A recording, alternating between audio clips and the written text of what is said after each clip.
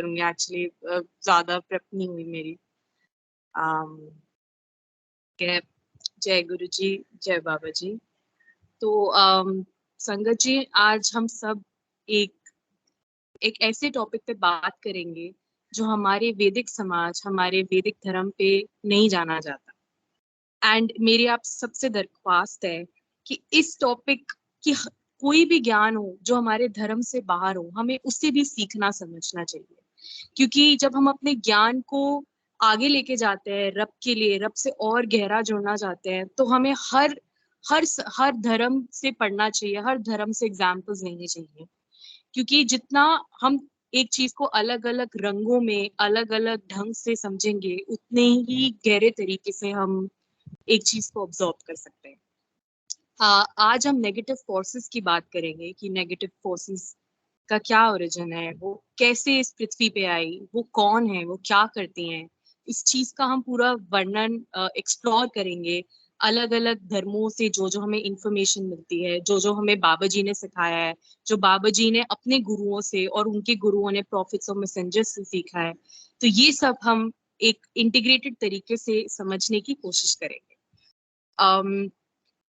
हम सब जानते हैं कि कोई भी सुख हमें तब फील होता है जब हमें उससे पहले दुख फील हुआ हो, या हमें दिन की कैरेक्टरिस्टिक्स तब फील होती है जब हमने रात एक्सपीरियंस करी हो। तो उसी प्रकार से हमें नेगेटिव फोर्सेस की नेगेटिविटी, उनका छल, उनका शर, ये सब कुछ जब तक हमें डिटेल में समझ नहीं आएगा, हमें रब की कैरेक्टरिस्टिक्स डिटेल में समझ नहीं आएंगी, हमें रब की कृपा डिटेल में समझ नहीं आएगी, हमें रब की दया डिटेल में समझ नहीं आई। तो हम शुरू करते हैं ह्यूमन क्रिएशन। जब पहली बार पहला इंसान एडम जी, या मन्नू जिसे हम हिंदी में भी कह सकते हैं, उनकी क्रिएशन हुई। जब रब ने अनाउंस किया कि मैं वो एक नई जोनी बनाना चाहते हैं, तो उन्होंने अनाउंस किया। एंड उस वक्त पृथ्वी पे एक दूसरी जोनी रहती थी जिनका नाम था जिन्स। तो जिन्स जो हैं वो आग के बने हैं, उनमें हमारी तरह पांच भूत नहीं है। वो शेप शिफ्ट कर सकते हैं, वो अपना रूप अलग अलग फॉर्म्स में, अलग अलग एनिमल या किसी और स्पीशीज के फॉर्म में रूप धार सकते हैं। वो हमारे चारों तरफ हैं, बट उन्हें ऑफ कोर्स अलाउड नहीं है कि वो ह्यूमन लाइफ में इंटरफेयर करें। और जिन्स जो हैं उनमें भी अच्छे जिन्स होते हैं, उनमें भी बुरे जिन्स होते हैं। तो जिन्स का जो हेड था उसका नाम था अजाजील। अब अजाजील ने पृथ्वी का हर कोना, हर हर चप्पा वहां जाके सजदे किए, रब का जप किया, रब का नाम किया, रब का सिमरन किया। उसने कोई कसर नहीं छोड़ी रब को पूजने में। वो अपने पूजा और मेहनत के बल पे रब की जो स्टैंडर्ड्स हैं, रब की जो स्पिरिचुअल ग्रेडिंग्स हैं, रब की जो पूरी उनकी हायरार्की है, उसमें राइज हुआ। इतना राइज हुआ, इतना राइज हुआ कि वो सत्या जो सातवां आकाश है, जहाँ पे रब का थ्रोन है, जहाँ पे रब की पूरी मैनेजमेंट का एक पूरा सिस्टम का हेड ऑफिस है, जैसे वहां पे उसने उसको जगह मिल गई। तो आप इमेजिन कर सकते हैं कि वहां पे जाने से उसके पास कितनी कंट्रोल, कितना पावर, कितनी इंग्रेस आ गई पूरे यूनिवर्स, गैलेक्सीज पे रखने की। From time to space to form to dimensions to travel, everything everything was in his hand. इतनी हायर पोजीशन पे आने के बाद रब ने जब अनाउंस किया कि मैं एक नई जोनी बना रहा हूँ, तो पहले एंजल्स ने थोड़ा पूछा कि रब्बा, क्या जरूरत है एक नई जोनी बनाने की? हमने जिन्स का हाल देख लिया है, और बाकी आपकी पूजा करने के लिए तो हम खुद ही हैं। तो एक एक क्या जरूरत है एक नई जोनी बनाने की? इंसान की तख्लीक करने की क्या जरूरत? तो इस बात पे हमारे ईश्वर, हमारे क्रिएटर ने कहा कि जो तुम वो नहीं जानते जो मैं जानता हूँ। तुम अभी इस इंसान की इतनी कैफियत नहीं जानते जो अभी मैं जानता हूँ। तो इसके बाद उन्होंने बस बोला कि जब मैं इसमें रूह फूकूं पहले इंसान एडम जी में, तुम सब सजदे में चले जाना। ऐसा करने पे जैसे ही रब ने रूह फूकी, फरिश्ते सब सजदे में चले गए, लेकिन अजाजील द हेड ऑफ जिन्स सजदे में नहीं गए। उन्होंने रब से कहा कि रब्बा, ये मिट्टी से बनी चीज जो जल के राख हो जाती है, जो मुझसे इनफैक्ट बाद में बनी है, मैं इसके आगे मत्था नहीं टेकूंगा। आप चाहे तो आपके आगे टेकूंगा, आप रब है, मैं आपके आगे मत्था टेक सकता हूँ, इस टुच्ची स्पीशीज के आगे मैं मत्था नहीं टेकूंगा। ये सुन के रब ने कहा कि तू घमंडी है, तू लानती है, तुझ में सरेंडरनेस नहीं है, तूने अपना दिमाग चलाया, एंड मैं इसी बेसिस पे तुझे अपने दरबार से, इस पोजीशन से निकालता हूँ, एक्सपेल कर। इस बात पे अजाजील को बहुत धक्का लगा, बहुत शौक हुआ कि एक टुच्ची, मतलब हमारी ह्यूमन स्पीशीज की वजह से उसको निकाल दिया गया। एंड उन्होंने फिर रब से एक झूठी नाटक में सॉरी बोली। एंड जब सॉरी बोला तो रब ने कहा कि ठीक है, मैं तुझे माफ करता हूँ। एंड जैसे ही अजाजील को माफी मिली, अजाजील ने दोबारा अपना रंग बदला, एंड वो अपने घमंड, अपनी ईगो, अपने नफ्स में आके, उसने जेलसी में आके, उसने फिर कहा कि अब मैं आपकी शान की कसम खाता हूँ मेरे मालिक, आपकी शान की कसम खाता हूँ, मैं इंसान की जोनी को डुबा के रहूंगा। इसको झूठे खुदाओं में, झूठे गुरुओं में, मिरेकल्स में, मोह में, माया में, लस्ट में, लालच में इतना उलझाऊंगा कि वो कभी वो आपके बारे में सोच तक नहीं पाए। मैं हर आगे पीछे, दाएं बाएं, हर दिशा से इसे इतने जालों में फंसाऊंगा कि ये आपके बारे में, आपकी तरफ आने में सोच तक नहीं पाएगा। तो ये कहते ही रब ने कहा कि अगर तू इतना करेगा तो एक बात याद रखियो, मेरे मुखालिस बंदों का तू कुछ बाल नहीं बाका कर पाएगा। और मैंने अपने माफी का दरवाजा इंसान की जोनी के लिए खोल दिया है। अगर वो सत्या तक अपने गुनाह करेंगे, बट आखिरी समय पे वो सच्चे दिल से माफी मांगेंगे, मैं उन सब गुनाहों को माफ कर दूंगा।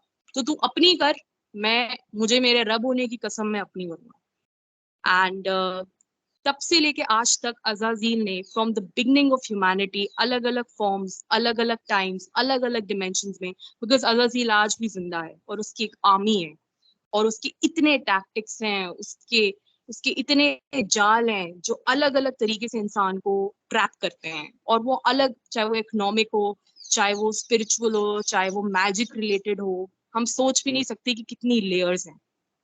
बट इन सब का निवारण क्या है?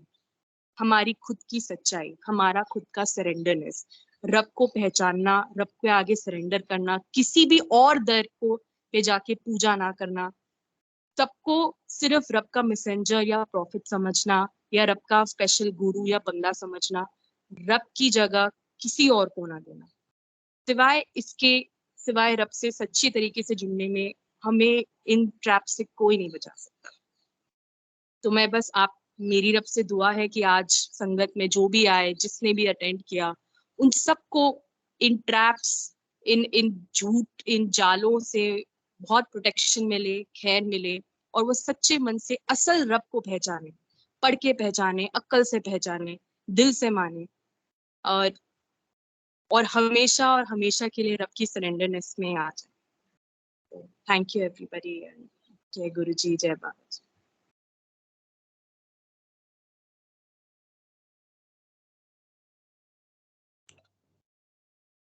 Thank you so much. बहुत अच्छा बोला तान्या आपने, थैंक यू। एक चीज़ पे मैं क्लैरिटी चाहती हूँ उल्टा, जब अभी तान्या ने बाबा जी बोला है कि रब ने उसको माफ़ी दे दी जब उसने माफ़ी मांगी, जो झूठी माफ़ी मांगी, क्या ऐसा है? क्योंकि मैंने सुना था उन्होंने उसको सीधा बर्खास्त कर दिया था, कि मोहलत दी थी सिर्फ, कि ठीक है तू एंड ऑफ द टाइम तक मरेगा नहीं, मैंने तेरे को वो मोहलत दी। बट क्या उन्होंने उसको माफ़ किया था?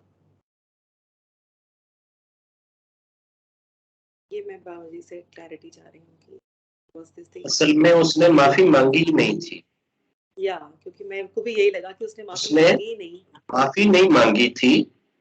जब रब ने कहा ना कि तू लानती है, तू घुमंडी है, तू मरदूद है, और मेरे दरबार से निकल जा, तो उसने आगे से ये कहा कि मैंने तेरी बड़ी पूजा करी है, बड़ा तेरा पाठ करा है, बड़ा तेरा जप करा है, मैंने इतना कुछ करा है, इसके बदले में मुझे डे ऑफ जजमेंट तक की मोहलत दी जाए, लंबी आयु दी जाए। जो मैंने नेकियां करी हैं, उन नेकियों का बदला उसने चाहा कि मुझे उन नेकियों के बदले में मुझे डे ऑफ जजमेंट तक मौत ना आए, मैं जिंदा रहूं।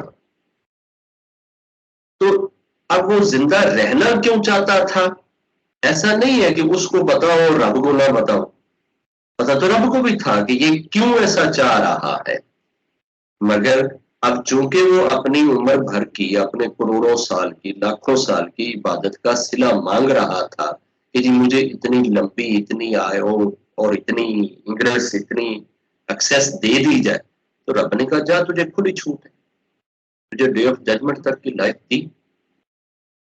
अब वो तो ये खुली छूट मांग के समझ रहा है कि अब ये पूरी सृष्टि जो है ना वो मेरे कंट्रोल में है और मैं सृष्टि को उल्टा के रख दूंगा। क्रिएटर तो फिर वही है, तू क्रिएटर तो नहीं हो सकता, रहेगा तो तू क्रिएशन ही, क्रिएटर के तो हाथ में ही रहेगा ना, कंट्रोल तो उसी के हाथ में रहेगा।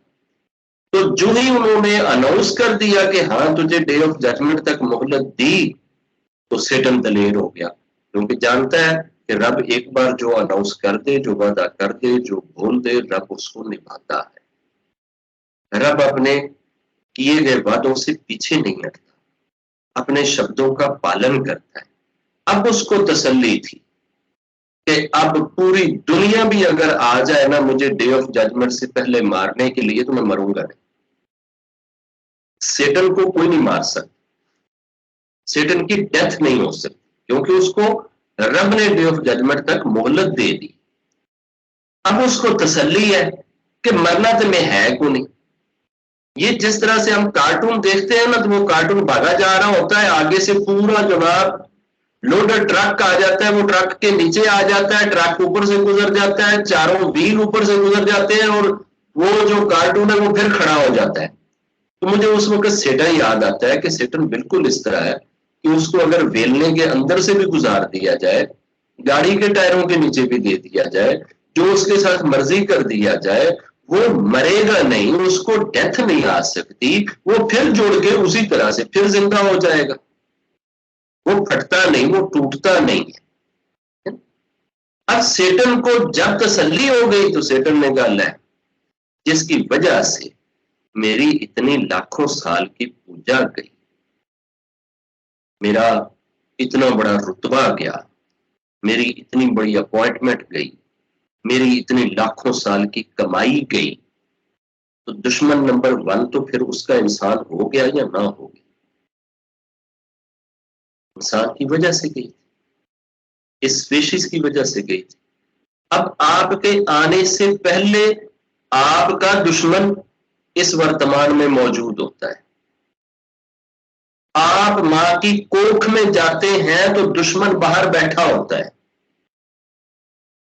आप मां के रहम में अभी जिंदगी के आसार आप में जब टपकते हैं, तो आपका दुश्मन वहां भी इंग्रस चाहता है। आप इस वर्तमान में आकर पहली सांस लेते हैं, तो सेटन उस वक्त भी आपकी घात में बैठा होता है और आखिरी सांस तक आपका पीछा करता है। इतनी बड़ी स्ट्रॉन्ग शक्ति आपकी दुश्मन है और इससे बचकर आपने निकलना है। जो निकल गए वो खुदा तक पहुंच गए। तानिया बेटे, आपने बहुत हैंडी और बहुत क्रिस्पी इसको बना के प्रेजेंट करा। इसके बेस में, इसके स्टार्ट में तो 2-4 मिनट ये ऐड कर लो कि why concept of Satan is necessary to learn about ईश्वर। सेटन के कंसेप्ट के बगैर अगर आपने खुदा को समझा है या जाना है, तो आप धोखे में। और हमारे जितने भी ये जो सो कॉल्ड हमारे गुरु हैं, ये जो कहते हैं कि हमने खुदा को ढूंढ लिया है, हमने खुदा को पा लिया है, कि जितने हमारे इस वक्त अशर में, मैं नाम नहीं लेता, जो बड़े बड़े हमारे अशर में इस वक्त लाइव जो चल रहे हैं, लाखों जन के भगत हैं, ये सारे ये क्लेम करते हैं कि उन्होंने खुदा को पा लिया। वो सारे ये कहते हैं आओ हम आपको खुदा से मिलाते हैं, लेकिन किसी के अशर में आपको कंसेप्ट ऑफ सेटन नहीं मिलेगा।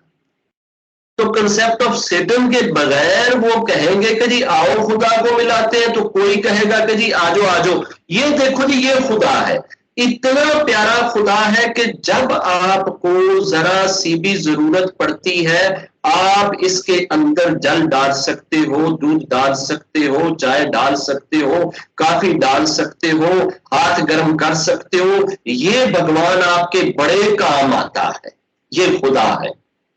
अब आपने तो मान लेना चुप करके, क्योंकि आपके पास तो कोई नेगेटिव अपोजिट रिजेक्शन का कंसेप्ट ही को नहीं है कि ये जो गुरु जी जिस चीज को भगवान कह रहे हैं, आया ये हो सकता है भगवान या नहीं, या ये भगवान की एबिलिटी रखता है या नहीं रखता है, ये भगवान की एबिलिटी रखने या ना रखने की, होने या ना होने की समझ ही कंसेप्ट ऑफ सेटन से आएगी।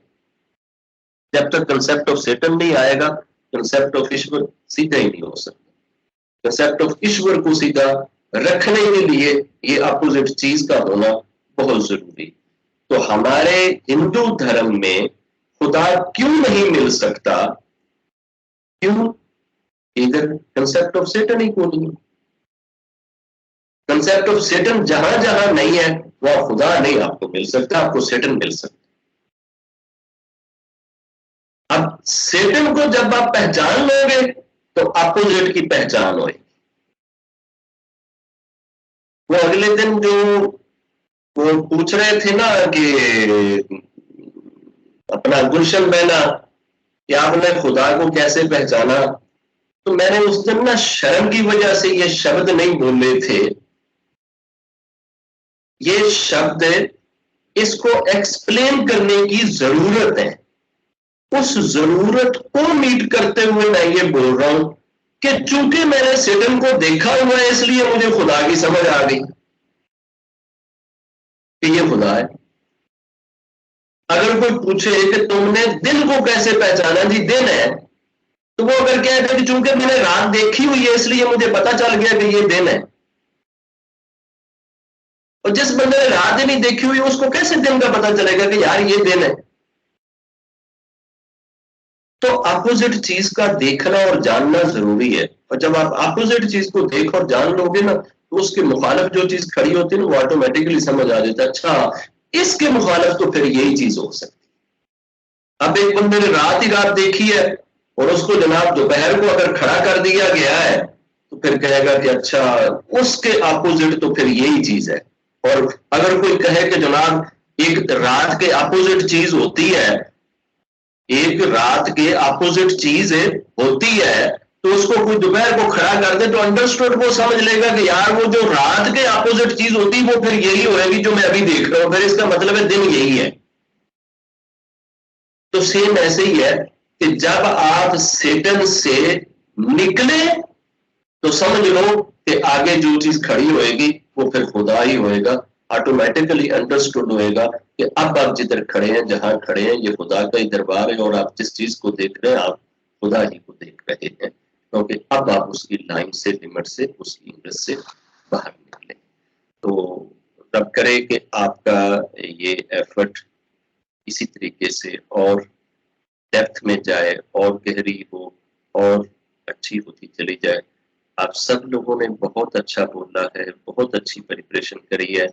जैसे कल के लिए ना इतना मवाद और तैयार कर दे। अब 3:06 हुए हैं, कल 3:06 तक कल का पूरा दिन भी जो है ना ये 2 घंटे के लिए ना आपने बंदे तैयार करने। जेड़े जेड़े बंदे रह गए ना उन्होंने नाम मैं तेन दस देना, जेड़े बंदे बच गए ने ते इन्हां नूं राती फोन करके दस दे कि सुबह जो है ना मैनू नहीं पता भी तुसी की तैयार करके आना है, लेकिन तैयार करके आओगे। ये ना सारे धमकी दे दे। मीना है दीदी मैं कल रिपीट शिफाली करूंगी। दीदी ने बोला ठीक है, तान्या भी हो गई, रूबल है अगर वो आएगी तो मैं भी बोलूंगी जैस्मिन। ए रुचि नु फड़ ले ना, ये कोई नवाब साथी है, इन्हें भी पकड़ लें। ये दे बहुत ही बख्शिश है। तान्या और रचिता का कंफर्म हो गया, शिफाली दीदी ने भी कंफर्म किया हुआ है वो कल बोलेंगी। मीना और रूबल का कंफर्म नहीं है। गोरी नु फड़ नहीं, वो हर वेले बहाने कट लेंदी कोई ना कोई, मैं बच्चे दे अंदर चली है तो मैं बच्चे दे उधर चली हूं, तुम ही आ जा इधर, ठीक है दीदी आप भी हो, गौरी दीदी भी है, आप दोनों भी हो, आप और गौरी दीदी भी चीता भी है ना, चीते नु भी फाड़ ले दीदी भी है। ये पागल वो बेशक कहता रहे कि नहीं मैंने शिकार करने जाना है और मैंने जनाब ये करना है वो करना है, नहीं बाद में जाना शिकार, आप पहले इधर आओ। इस बार हमने वो रेनू आंटी के यहाँ सत्संग करना है तो मैंने कुछ शेड्यूल किया हुआ, मैं ऑफ हैंडेडली जो जिस पे बाबा जी बोलेंगे या जिस पे आप लोग बोलोगे उस पे कुछ थोड़ा कोशिश कर लूंगी। आया मैंने कुछ रेडी नहीं किया है। आप ये सारे प्लेटफॉर्म का जो मकसद है ना, आप वो इन शॉर्ट उस पे बोलते हैं कि यार ये है क्या, हम कौन लोग हैं, हम चाहते क्या है, हमने करना क्या है, हमने स्टार्ट किधर से लिया है और हम आपसे मुतालबा किस चीज का रखते हैं। ठीक है बाबा। आप एक अच्छा परिचय बना लो इस प्लेटफॉर्म का, इंट्रो बना लो। बाकी ये टॉपिक जो है वो डिसाइड कर लें ताकि उस वक्त आपकी तैयारी अच्छी हो। आपने एक प्रेजेंटेशन देनी है लोगों के सामने तो आप बेहतर तरीके से कर पाओ। ये ईश्वर के कंसेप्ट पे किसने बोलना है, सेटन के कंसेप्ट पे किसने बोलना है, डे ऑफ जजमेंट पे किसने बोलना है, इनकारनेशन और री इनकारनेशन पे किसने बोलना है, कंसेप्ट ऑफ कार्मा दुखा सुखा पे किसने बोलना है, ये जितने भी टॉपिक है ये आप बेशक हिंदी में बोल लें, पंजाबी में बोल लें, उर्दू में बोल लें, जो आपको वो दिल करता है आप उसमें डिस्कशन करें, लेकिन करें जानदार, अच्छी करें, सोना बोले। फर्दर भी आप इनके साथ जसू, मेरी ओर से आप सबके लिए बहुत सारी दुआएं और ढेर सारा प्यार। जीते जय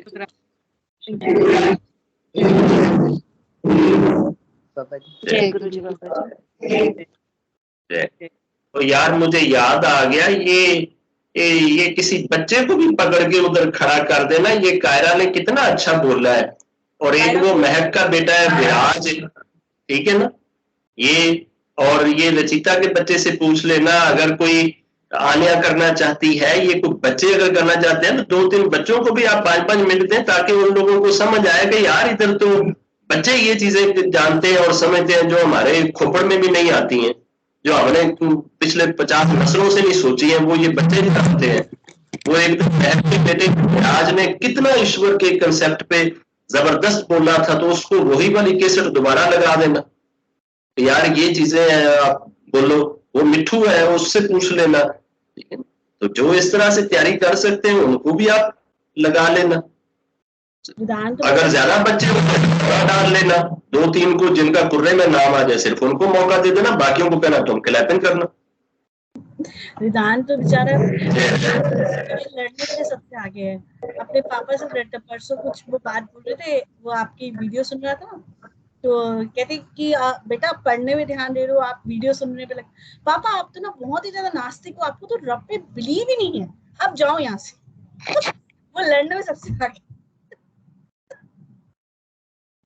यार ऐसे ना किया करें। तो वो तो अपने पापा से लड़ता रहता है, अब जाओ यहाँ से। थोड़ा सा कंट्रोल में रखा करें, ऐसे ना किया करें। जी रेनो दुआ जी की जुत्ता दिखा रहे हैं ना या की दिखा रहे हैं? दूरों देखा जुत्ती लगती, अच्छा अच्छा, वो तो झूला है बच्चे।